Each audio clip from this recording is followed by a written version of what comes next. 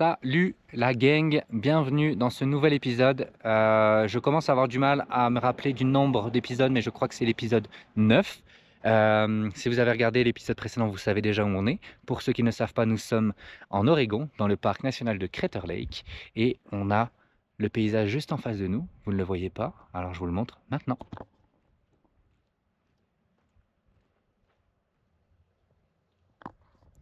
C'est incroyable, très très beau, l'eau est vraiment très bleue.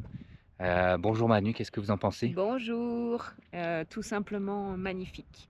Ouais. Rien de plus à rajouter, c'est je crois l'une des plus belles choses qu'on ait vues de tout le voyage. Ouais, Incroyable. c'est vraiment magnifique. Donc on vient tout juste d'arriver, là, on s'est renseigné au Visitor Center il y a même pas 20 minutes. Il se trouve par contre qu'il y a une route en fait qui fait tout le tour du lac, qui s'appelle la Rim Drive, mais elle est fermée jusqu'à un certain point, et en fait ce point est vraiment assez proche, c'est-à-dire que tu peux pas vraiment faire le tour du lac, tu peux à peine le commencer. Par contre, apparemment, à partir de demain, il réouvre un peu plus la route. Pas au complet, mais il réouvre quand même jusqu'à un peu plus loin.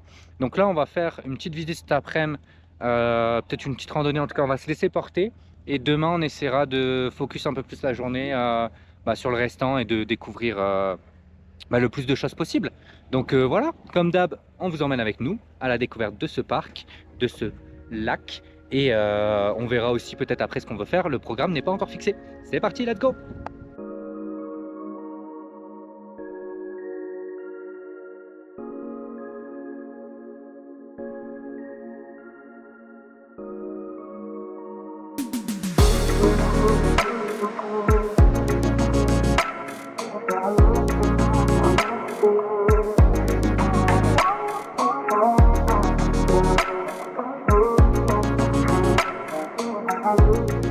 Je vous ai pas dit, on est le 27 juin et il y a encore pas mal de neige.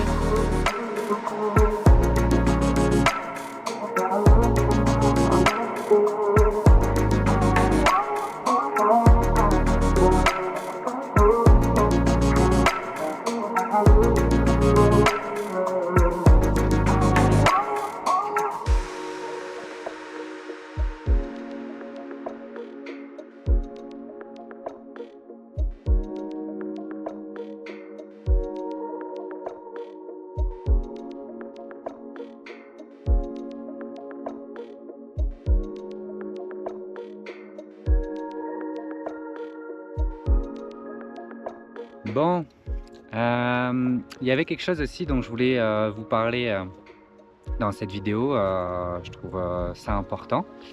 Vous venez de voir Coco juste avant, et malheureusement, vous ne verrez plus Lily.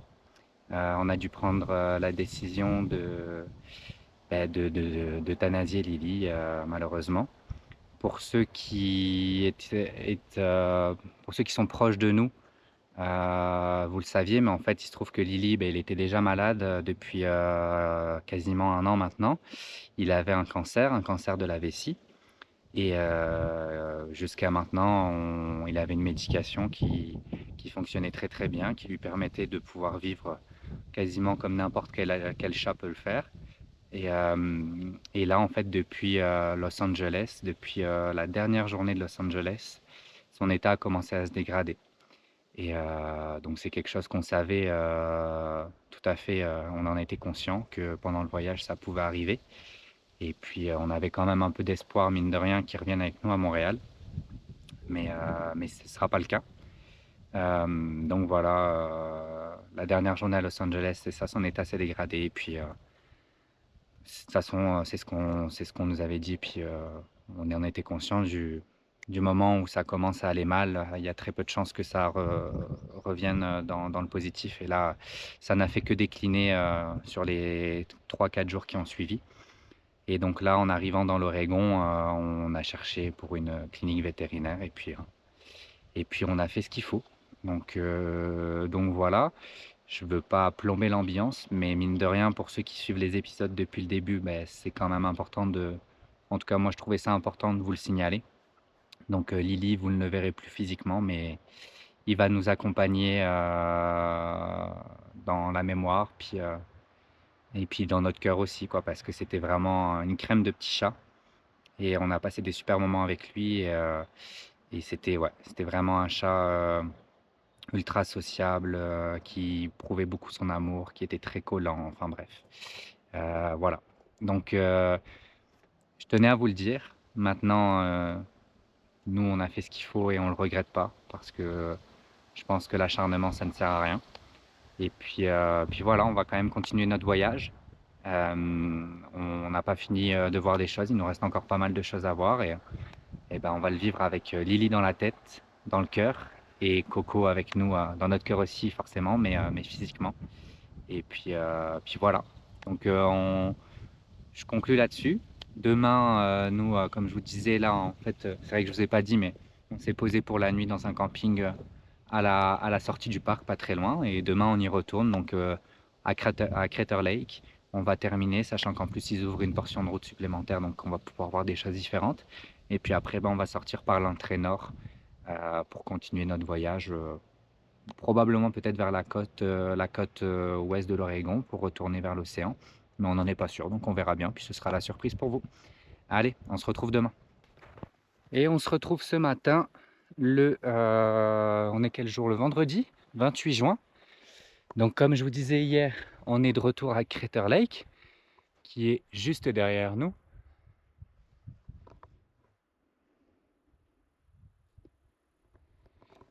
Et on s'est arrêté donc sur un parking après Discovery Point parce qu'ils ont bel et bien réouvert la route. Je crois même qu'ils ont réouvert toute la route qui permet de faire le tour complet du lac. Donc ça, c'est assez cool. Et donc là, on est parti pour une randonnée qui va nous amener à un point qui s'appelle The Watchman.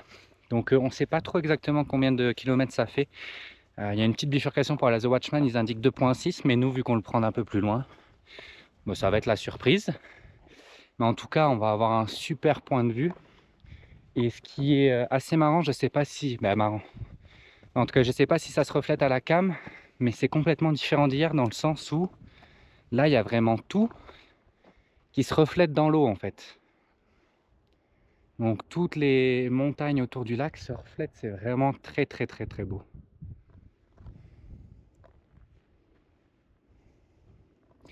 Et j'ai pas l'impression que c'était le cas hier quand on est venu voir. Donc voilà, moi je vous filme les petits plans de la rando. On est parti, let's go!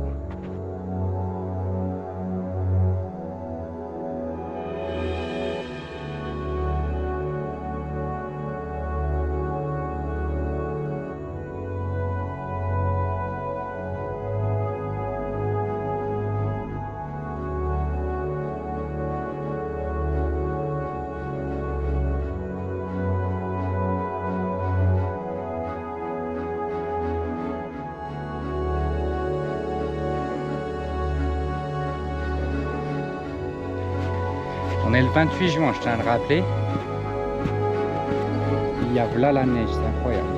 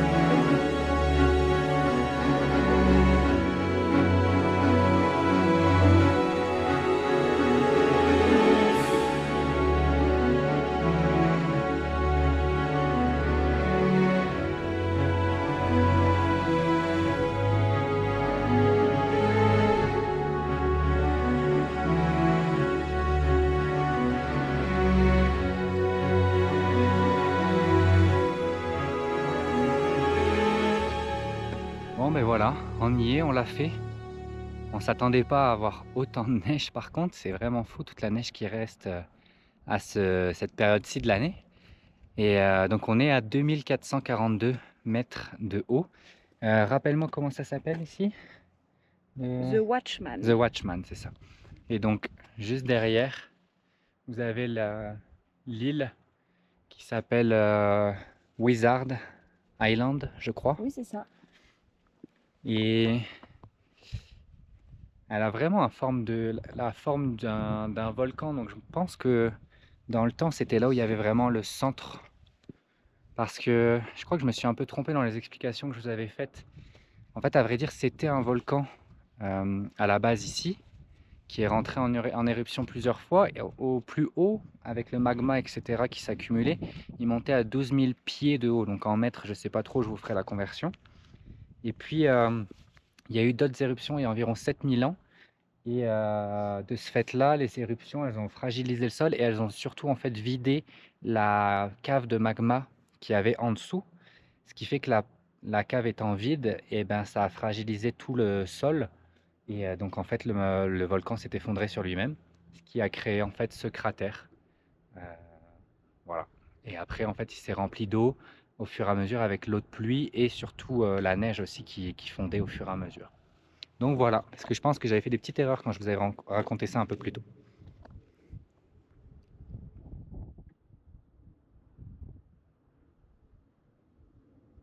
De retour, nouvelle journée, samedi 29. On a continué d'avancer, forcément, depuis Crater Lake, on a même bien roulé. On est maintenant devant la côte ouest de l'Oregon. Regardez-moi ces dunes, et encore, je pense que c'est pas le plus impressionnant. Et on s'apprête avec Manu, bonjour Manu, Salut! à faire une randonnée. C'est une boucle qui va passer à travers ces dunes-là, probablement aussi peut-être devant l'océan, etc. C'est 7,2 km. Donc on est parti pour ça aujourd'hui. On est du côté... Quelle ville on pourrait donner pour orienter un peu les gens? Florence, Ouais, on n'est pas très loin de Dune Florence. City. Ouais, Dune City. Et puis Qu'est-ce qu'on a passé là? Red Spot. Red Spot. Ouais. Red Spot. Donc voilà, de toute façon, je vous mettrai des petites captures d'écran Google Maps comme j'ai déjà fait dans les autres vidéos pour que vous ayez une idée. Et puis bah voilà, on va aussi, s'est préparé un petit pique-nique, on va aller manger ça pendant la rando, ça va être cool. C'est parti, on vous emmène avec nous. Let's go!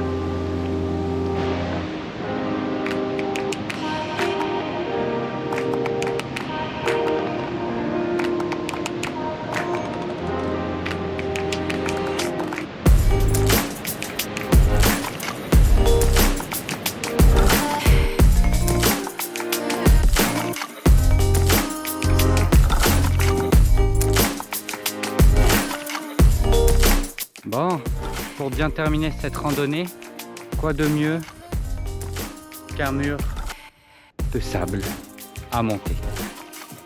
Je pense que Manu n'a jamais été aussi prête. Je suis prête.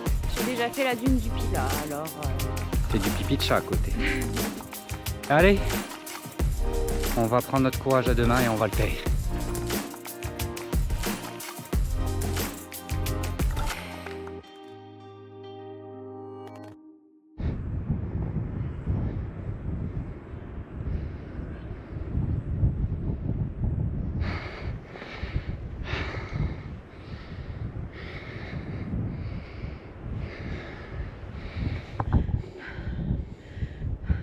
Oh yeah!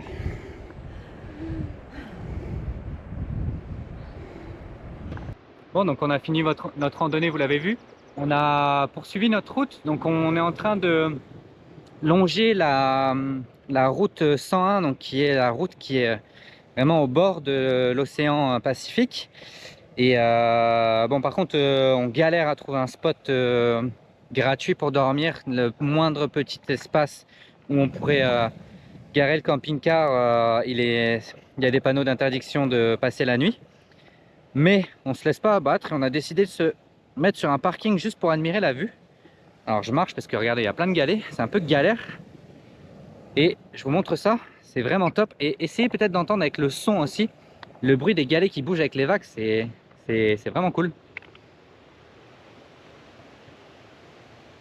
Je retourne la caméra pour que vous voyez mieux.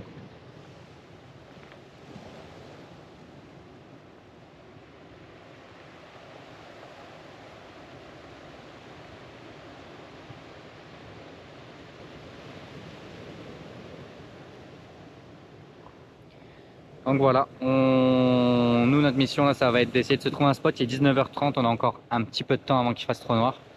Donc on va passer un 5-10 minutes ici et après on se remet en route.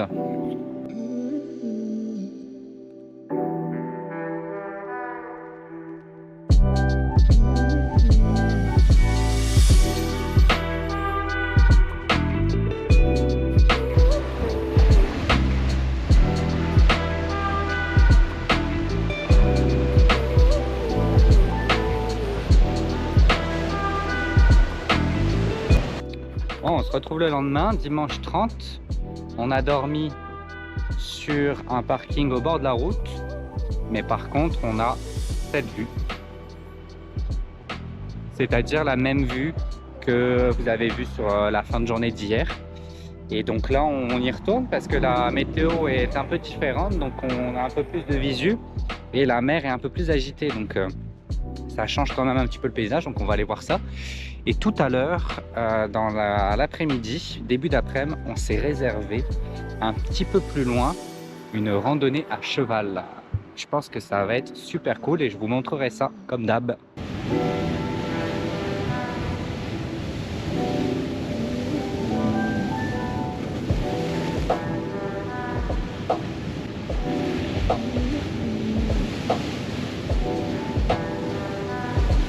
Attention.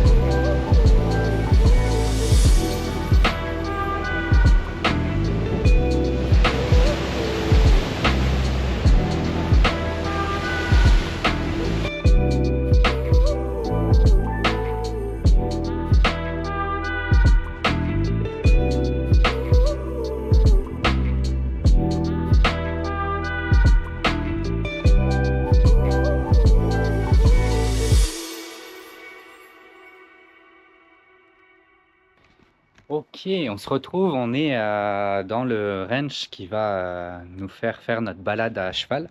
Alors là, vous voyez pas, mais en fait, je vous ai déjà installé sur le casque. Donc, je suis en train de tenir le casque à bout de bras. Donc voilà, on va vous filmer ça. Ça a l'air très sympa comme lieu. Et donc, je sais pas si je vous avais expliqué, on est parti pour 1h30. Ah bah regardez, Manuel a le style avec sa petite... Comment on appelle ça? Une bombe, hein? Une bombe, ouais. Ouais. Et on est parti normalement pour 1h30 avec un peu de plage, puis de la forêt apparemment pour rejoindre aussi la plage. On voit pas trop les chevaux, je pourrais pas vous les montrer, mais de toute façon vous allez les voir pendant la balade. Donc j'espère que ça vous plaira.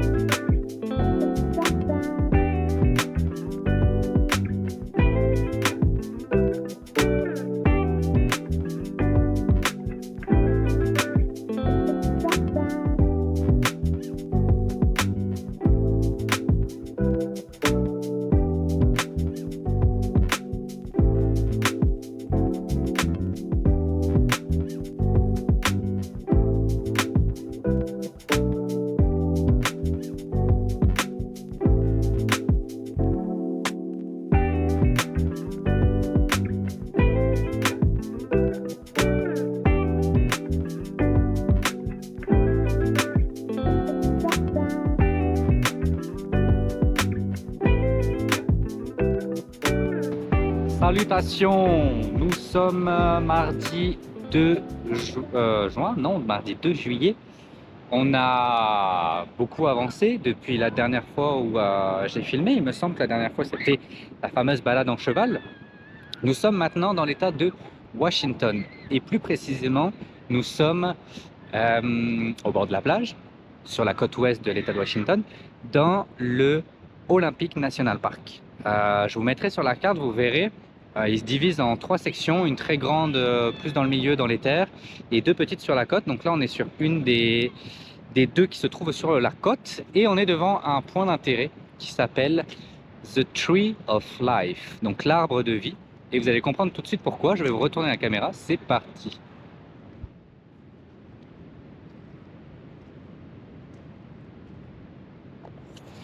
Donc voilà, malgré le fait qu'il soit quasiment complètement déraciné, cet arbre arrive tout de même à rester fleuri. En tout cas, je ne sais pas si on peut dire fleuri d'un arbre, mais vous m'avez compris. Donc c'est vrai que c'est quand même cool, parce que même dans le fond, là, on voit il n'y a quasiment plus aucune racine qui est enfoncée dans le sol, quoi. Donc voilà, premier point de vue. Alors en fait, notre programme aujourd'hui, on vient d'arriver dans le parc, là vous voyez il est 16h30, donc on va faire encore 1 ou 2 points d'intérêt. Après normalement on s'est trouvé un petit spot pour passer la fin d'après-midi, la nuit, et demain on rentre dans la grosse partie du parc qui se retrouve plus dans les terres pour peut-être faire une ou 2 randos. Mais on n'y restera pas très longtemps parce que mine de rien, ça y est, il faut qu'on commence à penser au retour à Montréal.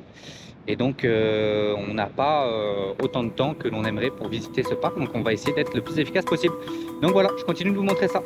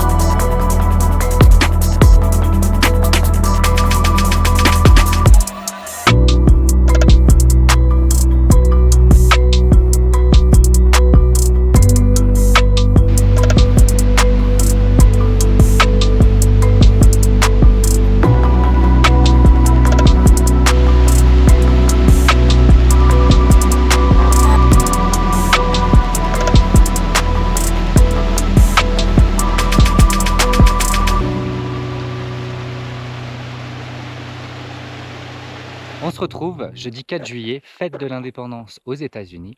On est toujours dans le Olympic National Park avec Manu. Bonjour tout le monde. Et on a décidé de... Pour célébrer ça, même si on n'est pas américain. Oui. Et pour notre dernière journée dans le parc aussi. Pour finir en beauté, on termine avec une randonnée. Une randonnée qui s'appelle la Hurricane Hill Trailhead, donc randonnée Hurricane Hill. Et on a pour l'instant 7 vues.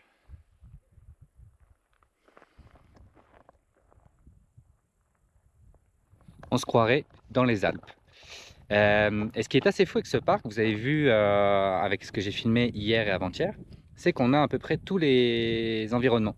Il y a 2 jours, on était au bord de la mer, j'allais dire de l'océan. Et hier, on était dans quasiment une forêt tropicale très humide avec de la mousse sur les arbres partout. Et aujourd'hui, on est en pleine montagne avec des sommets enneigés et tout. Donc c'est ce qui est vraiment cool à découvrir dans ce parc. Et donc voilà, pour notre dernière journée, il y a cette randonnée, elle fait environ 10 km aller-retour. Et puis après, on prendra la route pour tranquillement rentrer à Montréal. Ça y est, il est temps pour nous de... Oui, l'air de rien, il nous faut au moins 15 jours pour Mhm. rentrer tranquillement. Et puis, sachant que je reprends le travail de mon côté le 5 août, ça va permettre aussi d'avoir un petit peu de temps pour nous.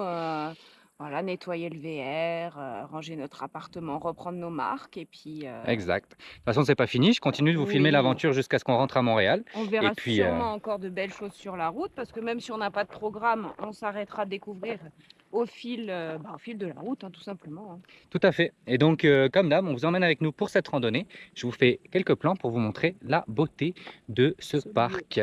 Allez, c'est parti.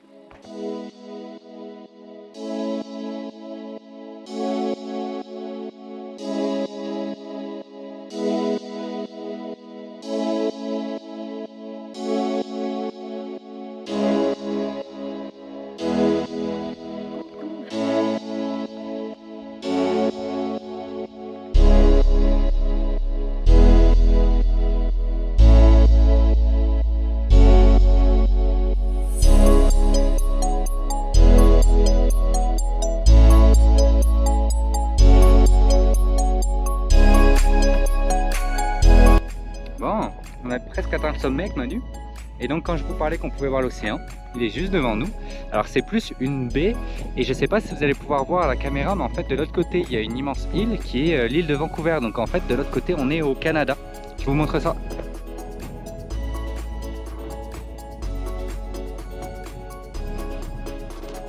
Et l'océan est réellement plus vers la gauche. Et donc là après tu as la baie avec l'île de Vancouver juste en face qui arrive de l'autre côté. Assez cool de se dire que la frontière est en plein milieu. Là. On est vraiment aux portes du Canada, là ça y est.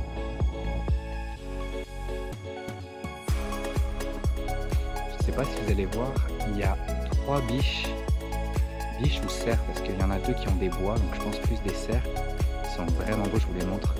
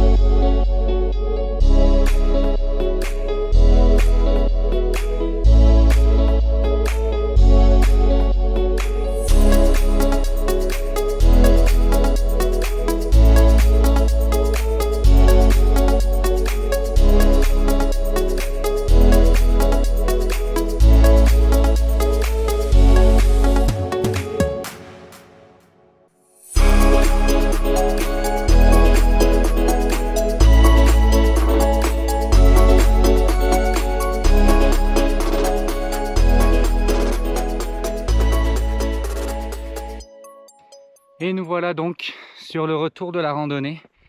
On n'a pas le choix pour revenir au VR d'emprunter une section de route parce que bien sûr il y a des parkings avant pour démarrer la randonnée, mais nous avec le VR, la route n'est pas accessible. Donc voilà, vous avez toutes les infos. Je pense que je vais arrêter la vidéo ici. Ça montre déjà pas mal de choses et j'espère que ça vous aura plu. Est-ce que tu penses que ça leur plaira? Oh oui, En tout cas, sinon vous êtes très difficile. c'est ce que je vous souhaite. Si vous avez aimé, comme d'hab, n'hésitez pas à laisser un petit j'aime, un petit commentaire et à vous abonner pour ne pas rater la suite. Comme je vous expliquais un peu plus tôt, nous on va se mettre tranquillement sur le retour. Notre trajet n'est pas complètement défini, mais potentiellement qu'on va revenir par les États-Unis plutôt que par le Canada. Mais de toute manière, je vous invite à suivre les prochains épisodes pour le savoir. En attendant, je vous souhaite une bonne journée ou une bonne soirée, dépendamment de quand vous regardez la vidéo. Et on se dit à la prochaine. Ciao!